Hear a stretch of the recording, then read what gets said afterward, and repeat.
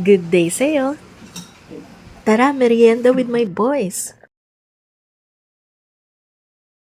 Here's Kuya Klaus eating fresh lumpia pagdating niya from school. Picky eating hits differently for kids with autism. Every texture, taste, and color matters. Meron din silang unique way of eating like my Klaus. Sa una niya lang isasawsaw yan sa peanut sauce. Uubusin niya na yan ng walang sauce. Last time naman, after niya maubos yung isa, hinubaran niya yung mga fresh lumpia namin ni Daddy. Kinain niya lang yung wrapper dahil gusto niya yung texture. Kapag ganon, we just let him. We've gone through the worst sa feeding journey, so every bite is a victory. Sausaw mo, nak, para may lasa.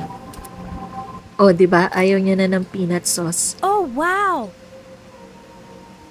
Sa kabilang banda, here's my bunso na food buddy ko na. Worth it ang pag-focus ko sa pagluto ng mga healthy food niya noong baby siya. No salt, no sweets, but yes to strong spices. Onion, garlic, paprika, curry, para sanay siya sa may strong tastes. Inintroduce ko lang siya sa sweets, patikim-tikim lang. Nitong 18 months siya. So far, ice cream, cake, natikman niya. Last time na may mga birthday celebrations dito. Ang mantika nga lang nitong mga trip niya, lumpiang toge, Shanghai, and turon. So next time, gawan ko siya ng air-fried version. Last. Ayan, kailangan mo siya sabihan ng last sa last food bite kasi maghahanap siya at iiyak.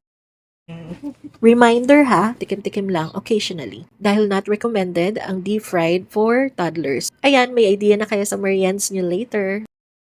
Bebe, as na po. Anya. No more. Finish. Yay. Blessings!